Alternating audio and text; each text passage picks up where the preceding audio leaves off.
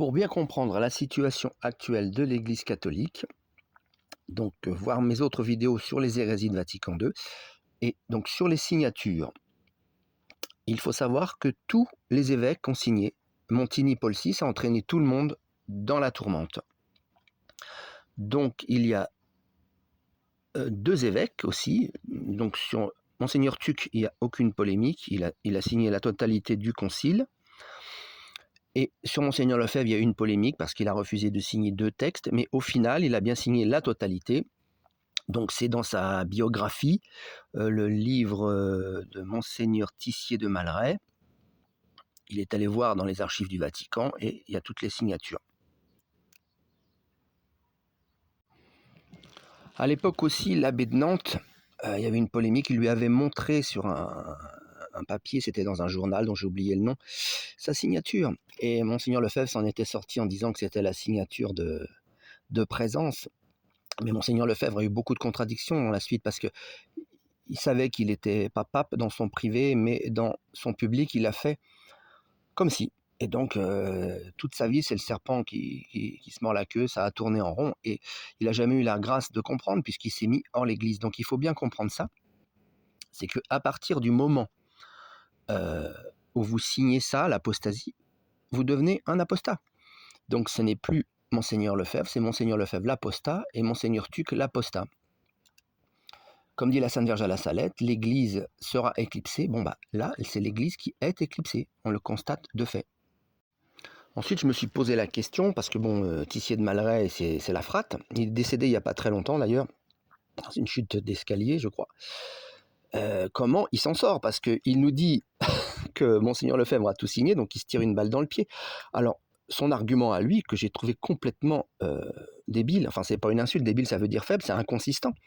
Il a osé dire que bien que Monseigneur Lefebvre ait signé, ça ne l'engageait pas. C'est n'importe quoi.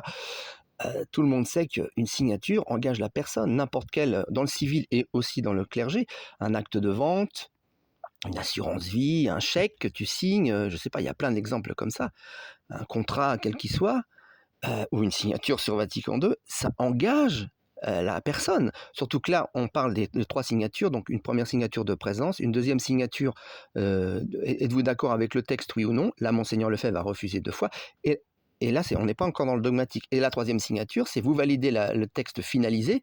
Là, c'est vraiment... D'ailleurs, il y a écrit aussi constitution dogmatique. Hein. Il y a quelques textes qui sont pastorales dans Vatican II, mais tous les autres sont dogmatiques. Donc, quand vous signez ça, vous adhérez au nouveau dogme de Vatican II. Alors, ce qu'a fait Monseigneur Tissier de Malray, c'est une pirouette cacahuète, c'est-à-dire, il doit nous dire, il juge au fort interne. Il veut nous dire, Monseigneur Lefebvre... dans son cœur, bien qu'il ait signé, il ne voulait pas le faire. Oui, mais on est toujours dans la contradiction. Et nous, en tant que simples fidèles, c'est interdit de juger au fort interne. Moi, je peux te dire que le fort interne, c'est que Monseigneur Lefebvre savait pertinemment qu'il n'était pas pape, puisqu'il l'a dit à son chauffeur, et que toute sa vie, il a fait comme s'il l'était, parce qu'il pensait, il voulait bien faire, il a fait du bricolage, il pensait que les fidèles ne comprendraient pas ça. Donc, il faut bien comprendre cette partie-là, c'est-à-dire la source mauvaise, elle est là, dans Vatican II. Et donc, chez les modernes, il n'y a plus de sacrement, c'est non valide, on ne se pose même pas la question. Enfin, on se la pose, mais on y répond. Et dans la tradie, donc, il faut bien comprendre que toutes les consécrations d'évêques qui ont suivi et toutes les ordinations de prêtres qui ont suivi sont issues de ces deux-là, des 4 évêques de Lefebvre et de ceux que Tuc a consacrés aussi. Ce qui veut dire que 100% du clergé tradit actuel nous fournit des sacrements valides. Jésus est bien dans l'hostie, mais c'est illicite, c'est interdit d'y communier.